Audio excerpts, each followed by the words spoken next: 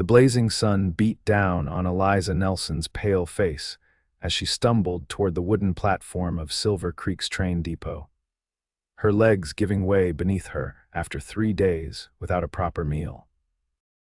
The summer of 1875 had been unforgiving to a woman traveling alone across the Western Territories, especially one whose purse had been stolen 2 towns back. Eliza's vision blurred as the rough-hewn boards of the platform rushed up to meet her. The last thing she remembered was the distant sound of boot heels striking wood and a strong pair of hands catching her before darkness claimed her completely. "Miss, can you hear me?" The voice seemed to come from far away, deep and resonant like distant thunder. Eliza felt something cool touch her lips' water, blessed water, and she parted them eagerly, drinking in small sips as consciousness gradually returned. When she finally opened her eyes, she found herself looking into the most startling blue eyes she'd ever seen, set in a sun-bronzed face partially shaded by a wide-brimmed hat. A man knelt beside her, supporting her head and shoulders with one arm while holding a canteen to her lips with his free hand. "Easy now," he said, his voice gentler than his weathered appearance suggested. "Not too fast or you'll make yourself sick."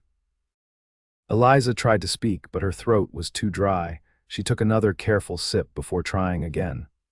"Thank you," she managed, her voice barely above a whisper. "Nathan North," the man said by way of introduction, his expression concerned but kind. "Folks around here just call me Nate." "Eliza Nelson," she replied, attempting to sit up but finding herself too weak. Nate frowned. "When's the last time you ate something, Miss Nelson?" Eliza hesitated, embarrassment coloring her cheeks. 3 days ago, someone stole my purse in Fairfield." His frown deepened. "That won't do at all." With surprising gentleness for a man of his size, he helped her to a seated position against one of the depot's support posts. "Stay right here. I'll be back in 2 minutes." True to his word, Nate returned quickly with a small parcel wrapped in brown paper. Inside was a thick slice of bread, some cheese, and a strip of dried beef. "It's not much," he said apologetically, "but it'll give you strength until we can get you something proper." Eliza wanted to refuse his charity, but hunger won out over pride. She ate slowly, savoring each bite while Nate crouched beside her, his eyes scanning the handful of people milling about the small depot. "Are you waiting for the eastbound train?" he asked. Eliza swallowed carefully before answering. "No, I was hoping to find work here in Silver Creek." She straightened her shoulders slightly. "I'm a teacher, or I was back in Boston." "A teacher," Nate's expression brightened. "Now that's a coincidence. Silver Creek's been without a schoolteacher going on 6 months now." Hope fluttered in Eliza's chest. "Truly," Nate nodded. "Town council's been trying to convince someone to take the position, but not many educated folks want to settle in a place like this." He gestured around at the modest buildings that made up the small frontier town. "I would," Eliza said quickly, perhaps too quickly. But desperation had a way of stripping away pretense. "That is, if they'd have me." Nate studied her for a long moment, taking in her worn but once fine dress, her delicate hands now roughened by travel, and the determined set of her jaw. "Mayor Thornton's on the town council, so's Doc Wilkins. I could take you to meet them once you're feeling stronger." "I'd be much obliged," Eliza said, relief washing over her. "In the meantime, you'll need somewhere to stay." Nate stood, brushing dust from his worn denims. "There's a boarding house run by Widow Parker. It's respectable and clean." I don't have any money," Eliza admitted, shame burning in her cheeks. Nate waved away her concern. "I'll settle with Mrs. Parker. You can pay me back once you're earning wages." Eliza wanted to protest, but she had no alternatives. "You're very kind, Mr. North. Just Nate, please." He offered his hand to help her up. "And it's not kindness, it's what neighbors do for each other out here. The West isn't like the East. We look after our own." As he helped her to her feet, Eliza swayed slightly, still weak from hunger and exhaustion. Nate's arm immediately went around her waist to steady her, and the solid strength of him made her feel safer than she had in months. I think we should get some more food in you before we do anything else, he said, his voice rumbling near her ear. The Silver Dollar serves a decent stew, and it's just across the street. I couldn't impose further, it's not an imposition, Nate cut in firmly. And I was heading there myself. I've been working since sunrise and haven't eaten since then. He kept his arm around her as they slowly crossed the dusty street, and Eliza was grateful for the support. The few townspeople they passed nodded respectfully to Nate, their curious gazes lingering on Eliza. The Silver Dollar was surprisingly clean inside, with several tables scattered across a plank floor worn smooth by years of boot traffic. A large man with an impressive mustache stood behind the bar, polishing glasses. "Nate," he called in greeting. "The usual, 2 bowls of stew, Earl. And some coffee if you've got it fresh." Earl's eyes shifted to Eliza, brows rising slightly. "Afternoon, madam. New in town." "Yes," Eliza managed, conscious of how disheveled she must look. "Just arrived."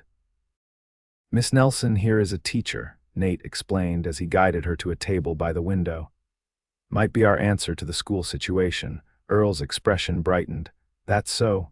Well, welcome to Silver Creek, Miss Nelson. First meals on the house for our new schoolmarm." "Oh, but I haven't been hired yet," Eliza protested. Earl waved away her concern. "You will be. Town's desperate, and Nate here's got influence with the council." As Earl disappeared into the kitchen, Eliza turned curious eyes to Nate, who shrugged modestly. "I own the largest cattle operation in the county," he explained. "Brings in a fair bit of business for the town." "You're a rancher," Eliza said, suddenly understanding his sun-darkened skin and capable hands. "Born and raised," Nate confirmed. "My pa started the North Ranch with just 20 head of cattle and a dream. Now we run over 2,000 head on 15,000 acres. The pride in his voice was evident, and Eliza found herself smiling in response. There was something refreshingly straightforward about Nathan North. He wasn't polished like the men she'd known in Boston, but there was an honesty to him that she found appealing. Earl returned with 2 steaming bowls of stew and a pot of coffee.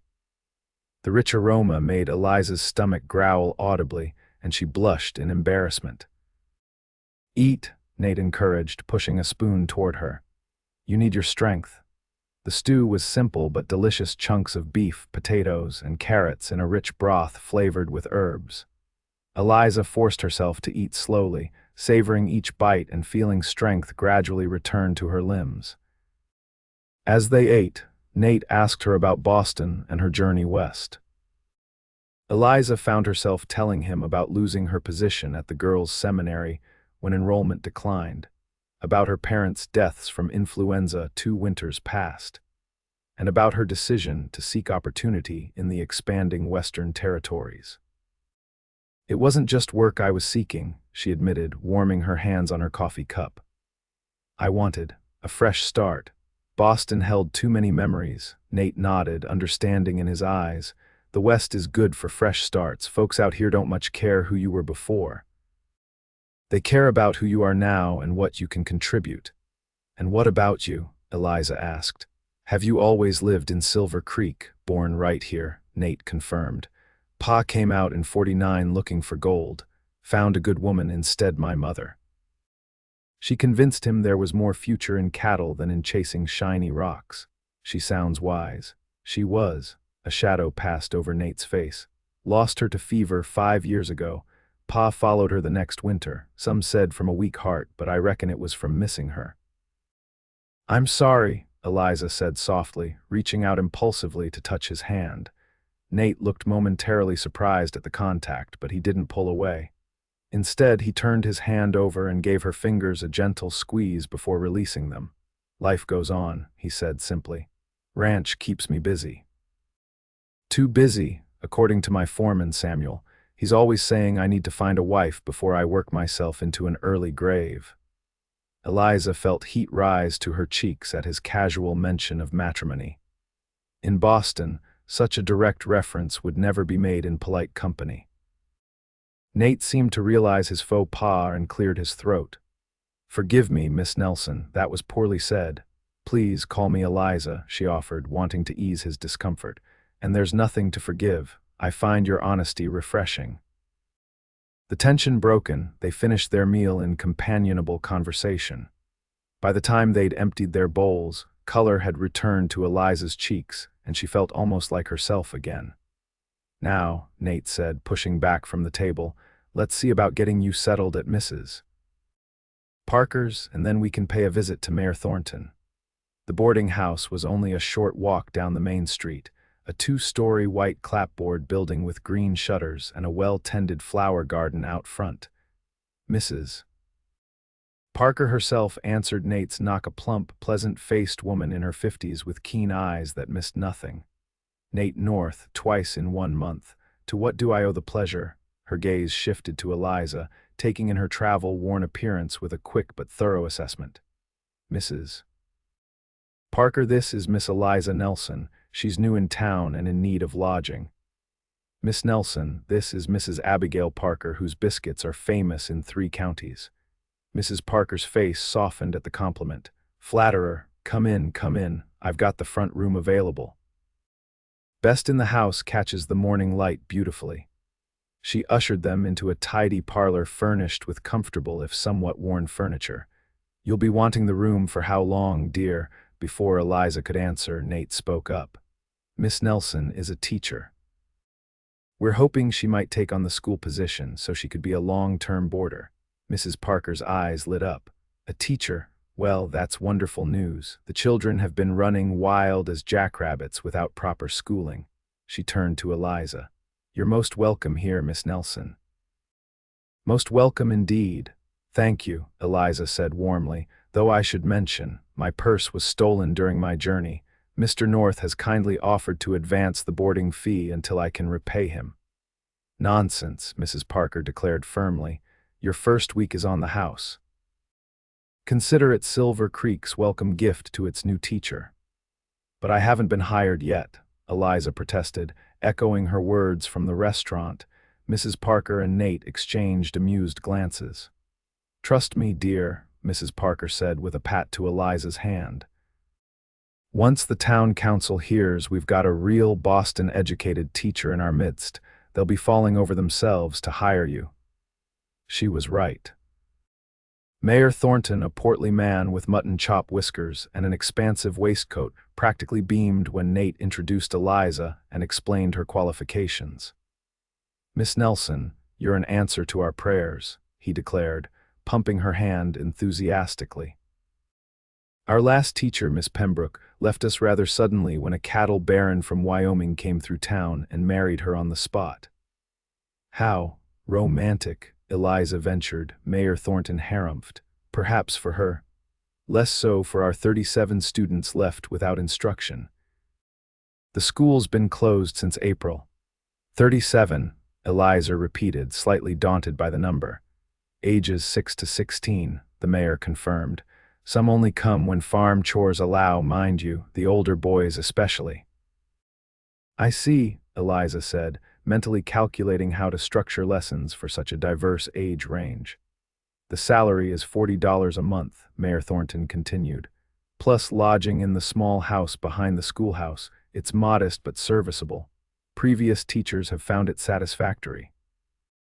$40 a month was considerably less than she'd earned in Boston, but the inclusion of housing made it a reasonable offer. And beggars, especially hungry ones who had collapsed at train depots, could hardly be choosers. When would you want me to start? She asked. The mayor's face split into a wide grin. Is tomorrow too soon? The following morning found Eliza standing nervously before the whitewashed schoolhouse at the edge of town. The building was simple but sound, with large windows to let in light, and a bell tower perched atop the shingled roof. Behind it stood the teacher's cottage, a small, one-room affair with a stone chimney. Nate had insisted on escorting her, carrying a basket of provisions donated by Mrs. Parker. First days are always the hardest, he said, setting the basket on the schoolhouse steps. The children will test you, see what they can get away with. I taught for 3 years in Boston, Eliza reminded him. I'm familiar with childish mischief. Nate's lips quirked in amusement. Boston children and Western children might have different ideas of mischief. The Donovan twins once brought a rattlesnake to class in a burlap sack. Eliza's eyes widened. What happened? Miss Pembroke screamed so loud they heard her at the saloon 3 blocks away. Nate chuckled. But she also gave those boys a thrashing they haven't forgotten. Earned their respect that day.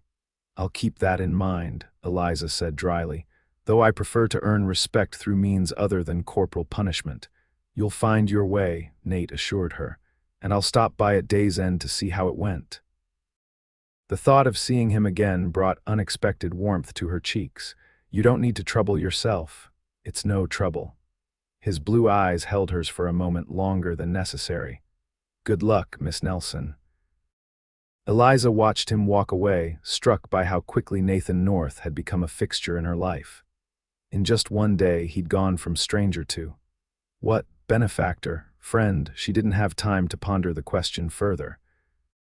Children were already approaching the schoolhouse, some excited, others clearly reluctant, all openly curious about their new teacher.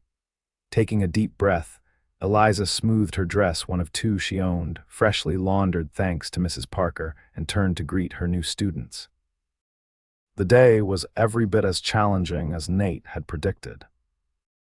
The children were indeed testing her at every turn, from the Donovan twins, mercifully snake-free today, who constantly whispered and passed notes, to 14-year-old Abigail Crawford, who loudly questioned why she needed to learn arithmetic when she'd be married within 2 years anyway. But Eliza held her ground.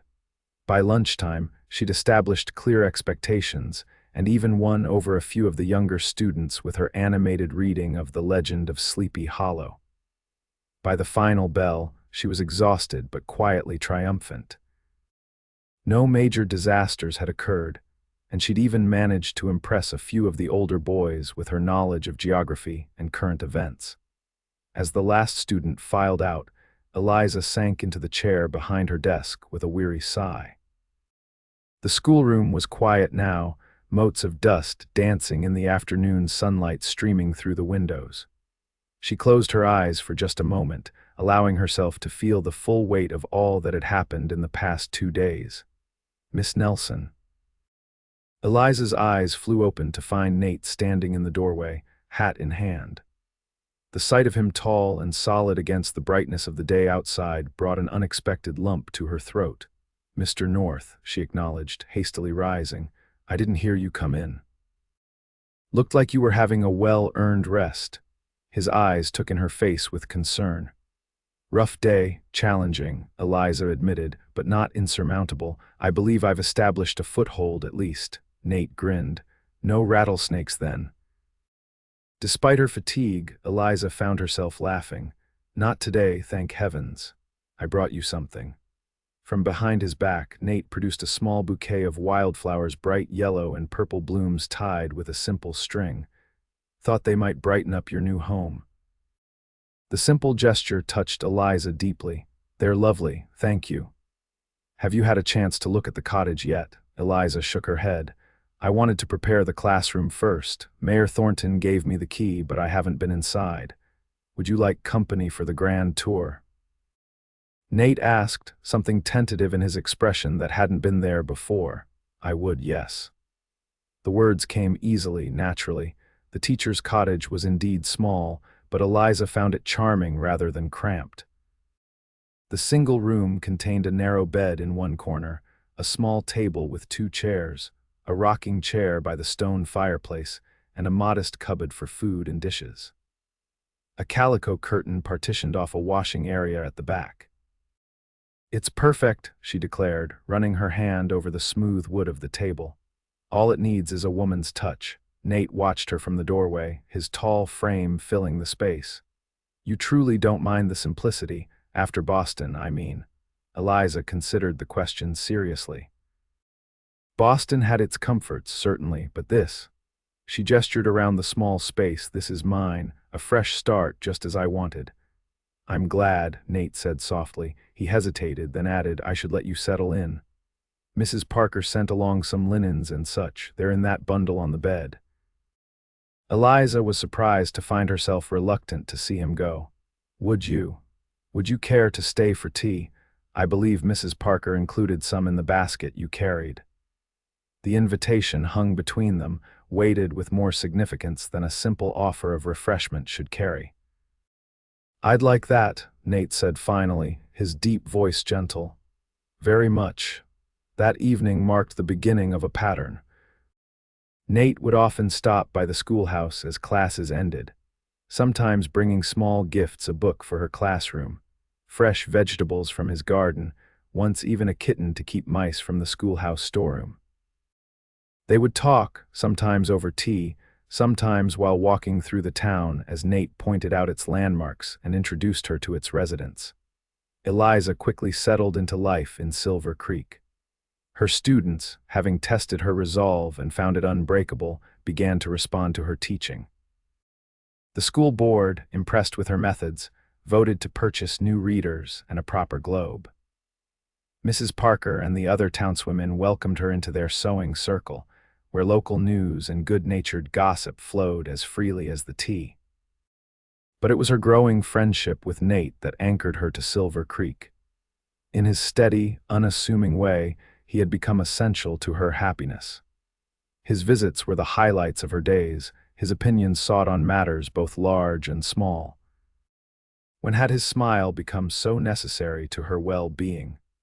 The realization that she was falling in love with Nathan North came to Eliza on an ordinary Tuesday afternoon in late September, nearly 2 months after her arrival in Silver Creek. She'd been writing spelling words on the blackboard when she heard the familiar sound of his footsteps on the schoolhouse porch. Her heart had leaped so violently that she dropped the chalk, and in that moment of startled recognition, she knew. The knowledge was terrifying and exhilarating in equal measure. Terrifying because she had no idea if Nate returned her feelings. Exhilarating because for the first time since leaving Boston, Eliza felt truly alive. She hid her revelation behind a carefully normal greeting, but her hands trembled slightly as she gathered her papers. I thought you might like to see the ranch, Nate said without preamble. If you're not too tired from teaching, that is. It's only a few miles out of town, and the weather's perfect for a ride. Eliza had never been on a horse in her life, a fact she admitted with some embarrassment. Nate's expression turned thoughtful. We could take the wagon instead. It's not as quick, but it's comfortable enough. I wouldn't want to inconvenience you, Eliza. The sound of her name on his lips stopped her mid-sentence. He rarely used it, still adhering to the formality of Miss Nelson in public. It's no inconvenience. I'd like to show you my home. There was something in his voice, an undercurrent of meaning that made her heart beat faster. Then, I would be delighted to see it. The North Ranch was even more impressive than Eliza had imagined. The main house was a substantial 2-story structure built of solid timber, with a wide veranda wrapping around 3 sides. Outbuildings, corrals, and bunkhouses formed a small settlement around it, all overlooking a sweeping vista of grazing land that seemed to stretch to the horizon. It's magnificent, Eliza breathed as Nate helped her down from the wagon. How many people work here? About 20 hands year-round, Nate replied, more during roundup and branding season. Samuel, my foreman, and his wife, Maria, live in that cabin there. He pointed to a neat structure near the main house. Maria keeps house for me, though she's visiting her sister in Santa Fe at present. He showed her around with evident pride the barns and stables, the smokehouse, the kitchen garden, and finally the house itself. Inside, the rooms were larger than Eliza had expected, furnished simply but comfortably with a mixture of pieces that looked both Eastern-made and locally crafted. My mother's influence, Nate explained as Eliza admired a beautifully carved secretary desk in the study. She insisted that even on the frontier, one should live with beauty and books. She was a wise woman, Eliza said, running her fingers along the spines of the volumes that filled the bookshelves. Many were well-worn classics, but there were also books on animal husbandry, botany, and Western exploration. She would have liked you, Nate said quietly. When Eliza turned to look at him, she found his eyes on her, their blue depths serious. Very much, I think. Something in his gaze made her breath catch. I wish I could have met her, so do I. Nate took a step closer. She always wanted this house to be a true home, with children's laughter filling it. Eliza's heart hammered against her ribs, and, what do you want, Nate? For a long moment, he didn't answer, just looked at her with an intensity that made her knees weak. Then, slowly, he reached out and took her hand in his. I want what I never knew I was missing until a certain Boston schoolteacher collapsed at our train depot, he said, his voice roughened with emotion. I want mornings and evenings and all the days in between with you, Eliza Nelson. Joy burst through Eliza like sunshine through clouds. Nate, I know it's sudden, he continued hurriedly. We've known each other barely 2 months, but I've never been more certain of anything in my life. I love you, Eliza. I think I started falling in love with you the moment you opened your eyes and looked at me on that depot platform. Tears blurred Eliza's vision as happiness overwhelmed her. And I love you, she whispered, so very much. Nate's face transformed with wonder. Gently, reverently, he drew her into his arms. May I kiss you, Miss Nelson, he murmured. Please do, Mr. North, Eliza replied, her voice trembling with emotion. His lips met hers in a kiss that was tender yet powerful, speaking of promises and possibilities. Eliza felt herself melting into him, her arms winding around his neck as the kiss deepened into something that left them both breathless when they finally parted. Marry me, Nate said, his forehead resting against hers. Be my wife, my partner. Help me make this house a home. Yes, Eliza answered without hesitation. Yes to all of it. They were married 3 weeks later in Silver Creek's small church, with the entire town in attendance. Mrs. Parker cried openly, claiming credit for the match since she'd provided the first tea they'd shared. Mayor Thornton gave the bride away, beaming proudly as if Eliza were his own daughter. Even Eliza's students participated, the girls strewing wildflower petals in her path and the boys standing solemnly as an honor guard outside the church door.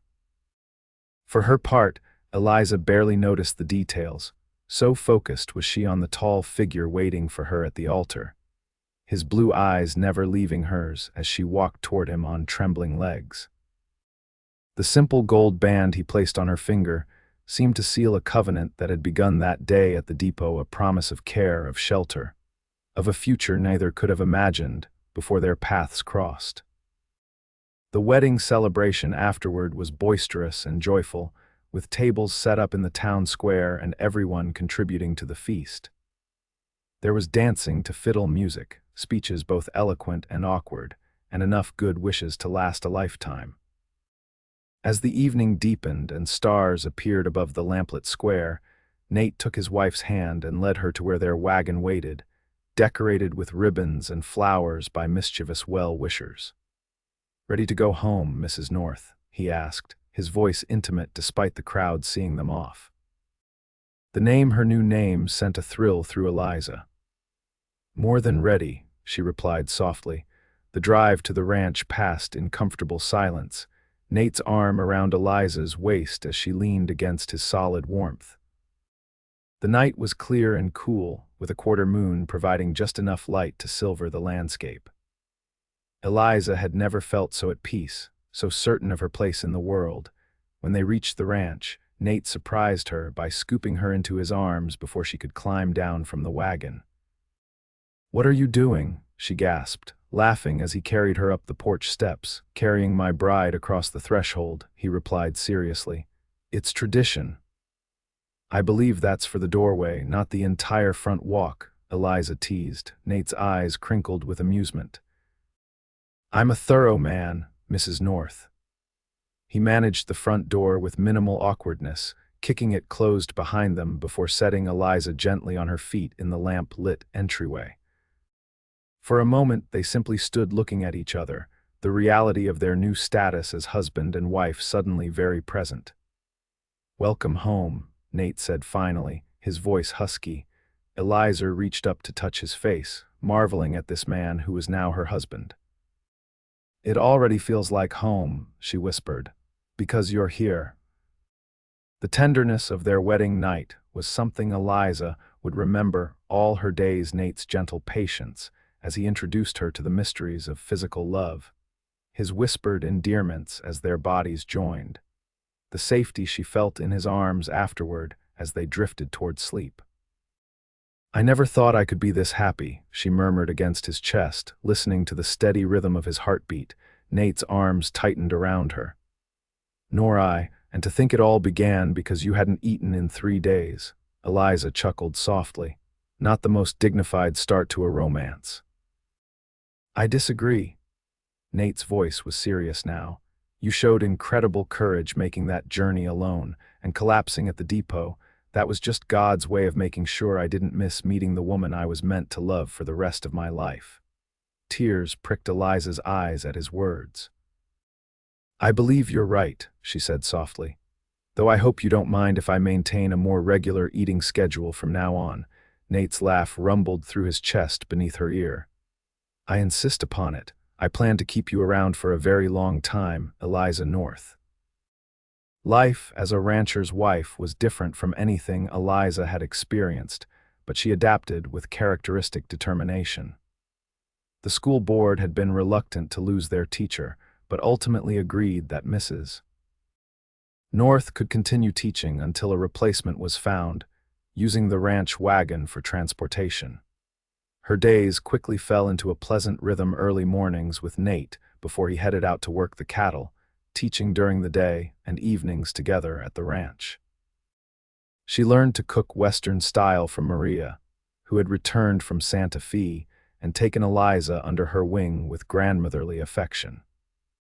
She mastered the art of preserving fruits and vegetables for winter, learned to identify the local plants and their uses, and even, with Nate's patient instruction, conquered her fear of horses enough to ride a gentle mare named Daisy.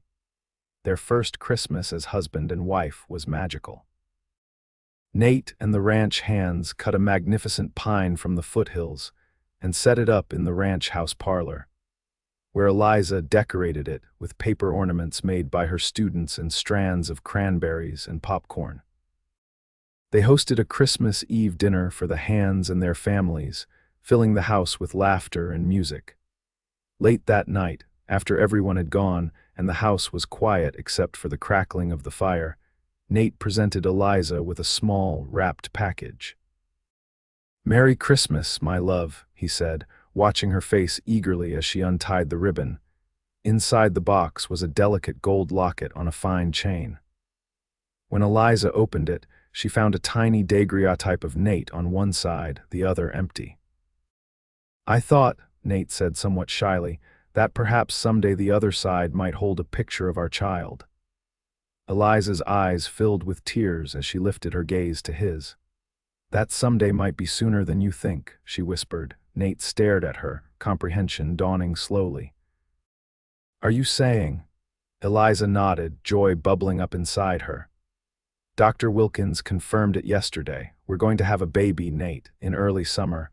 For a moment, Nate seemed frozen, his expression one of stunned disbelief. Then, with a whoop that probably woke the Hands in the bunkhouse, he swept Eliza into his arms and spun her around in circles. "Careful," she laughed, clinging to his shoulders. "I'm in a delicate condition, remember?" Nate immediately set her down, his face comically contrite. "I'm sorry." "Are you all right? Should you be sitting down? Do you need anything?" Eliza couldn't help laughing at his sudden transformation from jubilant husband to worried father-to-be. "I'm perfectly fine. Women have been having babies since the beginning of time, you know." "Yes, but they weren't all carrying my child," Nate said with such earnestness that Eliza had to kiss him. "I love you, Nathan North," she murmured against his lips, "and I have never been happier than I am at this moment." The winter passed in a flurry of preparations. Nate insisted on converting the small bedroom adjacent to theirs into a nursery, spending his evenings crafting a cradle from pine wood and lining it with the softest blankets he could find. Eliza sewed tiny garments with Mrs. Parker's help, each stitch a prayer for the child growing beneath her heart. As Eliza's body changed, Nate's protectiveness increased exponentially. He fretted when she continued teaching into her 6th month, though Dr. Wilkins assured them both that moderate activity was beneficial. He hovered when she was at home, constantly asking if she was comfortable or hungry or tired. It would have been annoying if it weren't so endearing.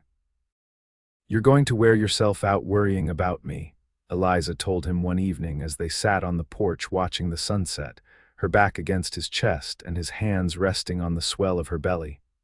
"Can't help it," Nate mumbled into her hair. "You and this little one are my whole world now." As if in response, the baby kicked vigorously against Nate's palm. His startled laugh was a sound Eliza knew she would treasure forever. "Strong," he said proudly. "Like his mama or her papa," Eliza countered, leaning more comfortably against him.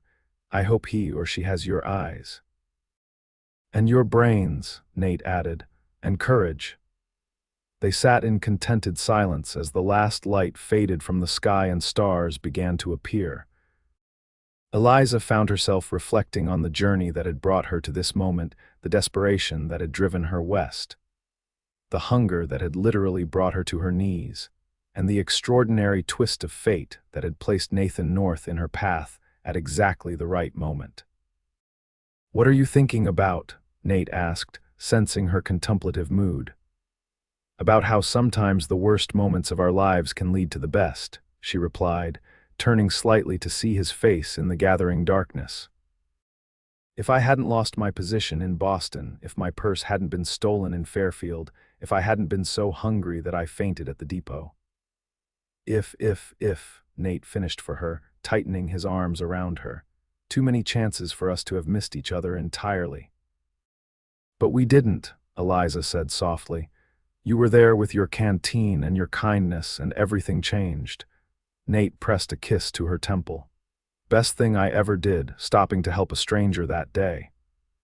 "For both of us," Eliza agreed, nestling more securely in the circle of his arms as the night deepened around their home. Emma Grace North arrived on a perfect June morning after a labor that left both her parents exhausted but ecstatic. She had her father's startling blue eyes and a dusting of dark hair that Eliza was certain would eventually turn to her own chestnut shade. "She's perfect," Nate whispered, cradling his newborn daughter with hands that seemed impossibly large against her tiny form. Tears streaked unashamedly down his face as he bent to place a gentle kiss on Emma's forehead. "Perfect, just like her mother."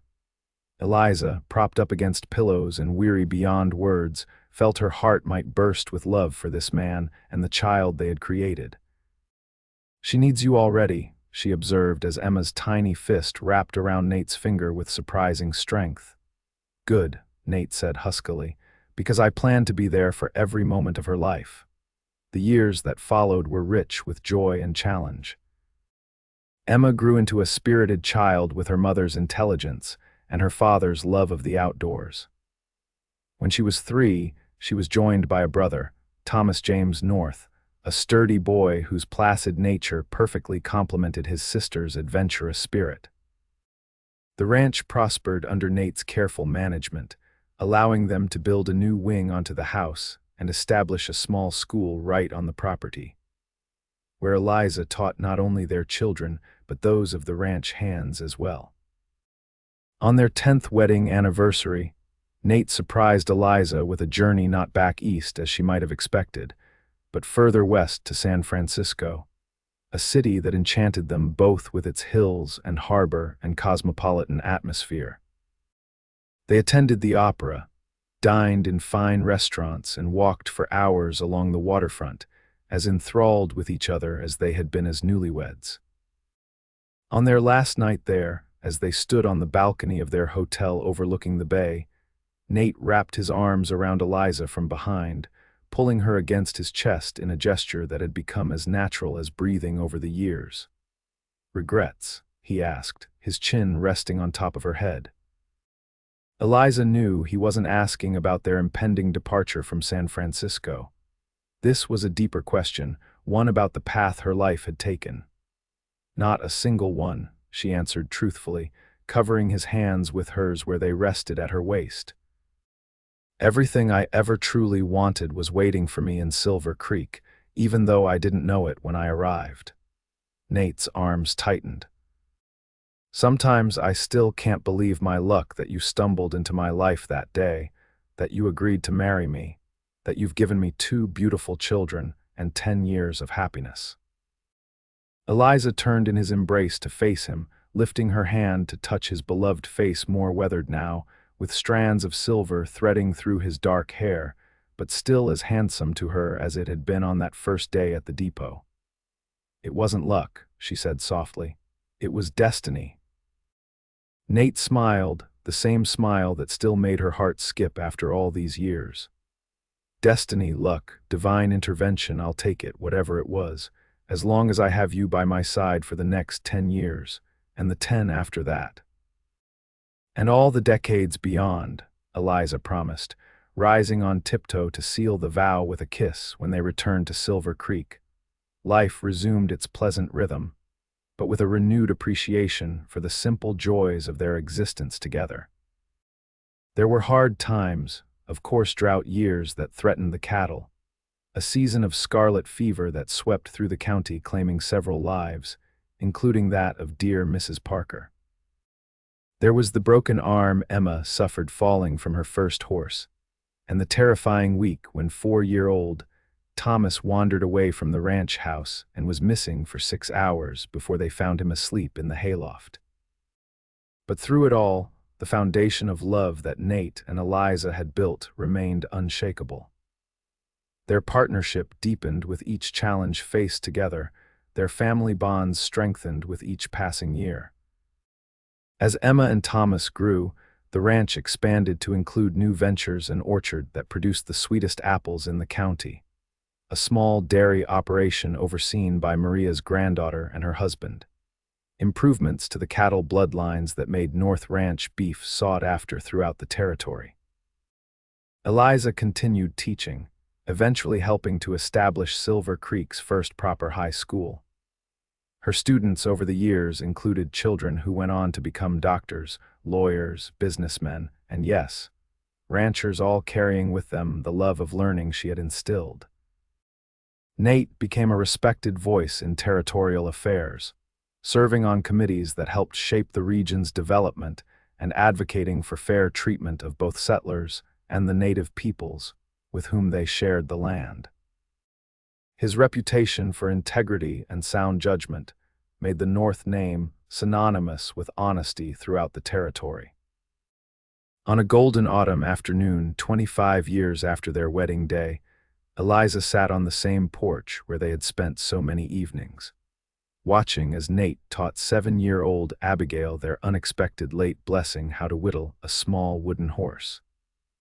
The little girl's tongue poked out in concentration as she carefully followed her father's instructions, her dark curls, Eliza's curls, escaping from their ribbons to frame a face that somehow managed to combine the best features of both her parents. Beyond them, the ranch stretched peacefully, cattle grazing in the distance, smoke rising from the bunkhouse chimney where Emma's husband Jim, now the ranch foreman, was probably sharing coffee with the hands. In the corral nearby, Thomas was working with a young horse, his patient manner with animals so like his father's that it sometimes brought tears to Eliza's eyes. This was the future she could never have imagined that day when hunger drove her to her knees on the depot platform. This family, this life, this love that had sustained her through a quarter-century of joys and sorrows. "Mama, look," Abigail called, holding up her somewhat lopsided creation. "It's a horse for your collection." Eliza smiled, holding out her arms as her youngest daughter ran to her with the wooden figure. "It's beautiful, darling, the finest horse yet." Nate followed more slowly, lowering himself to the porch step beside Eliza's rocking chair with a slight grimace that spoke of the back injury he'd sustained during last winter's blizzard. "She has a natural talent," he said proudly, watching as Abigail ran off to show her handiwork to Thomas. "Like her father," Eliza agreed, reaching out to touch Nate's silvered hair. At 53, he was still strong and vital, though the years of hard work had left their mark in the stiffness of his movements on cold mornings and the deepening lines around his eyes. Nate caught her hand and pressed a kiss to the palm, a gesture unchanged since their courtship days. "Have I told you today that I love you, Mrs. North?" "You have," Eliza replied, her heart as full as it had ever been, "but I never tire of hearing it." "Good," Nate said, his blue eyes still as vivid as the day they'd met crinkling at the corners. "Because I plan to keep saying it for at least another 25 years.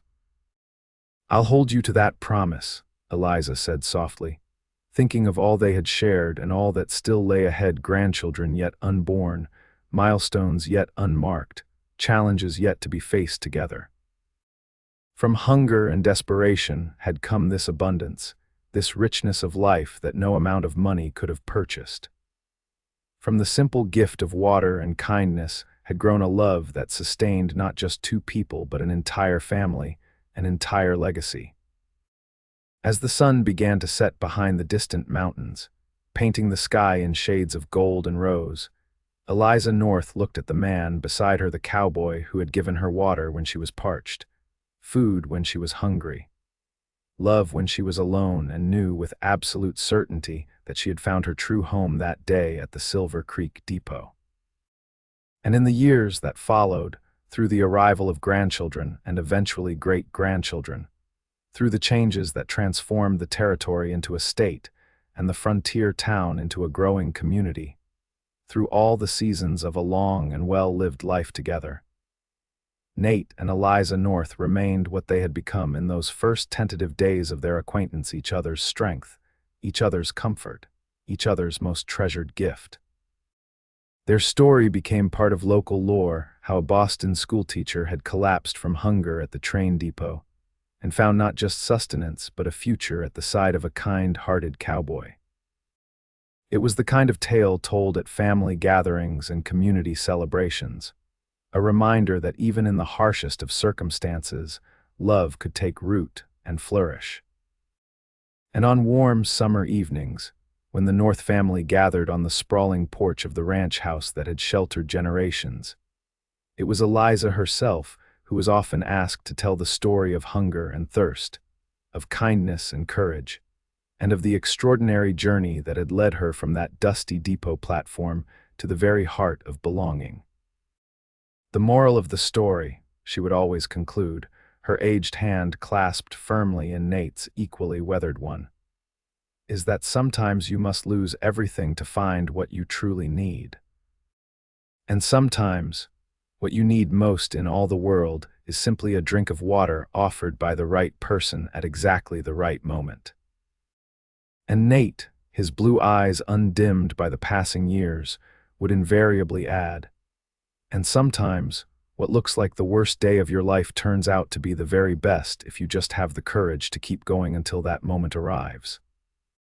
Words that their children, grandchildren, and great-grandchildren carried with them into their own lives, a legacy of hope and perseverance as enduring as the love that had inspired it, a love born of hunger, nurtured by kindness, and transformed through the years into the most precious of gifts. A shared life fully and joyfully lived, side by side until the end.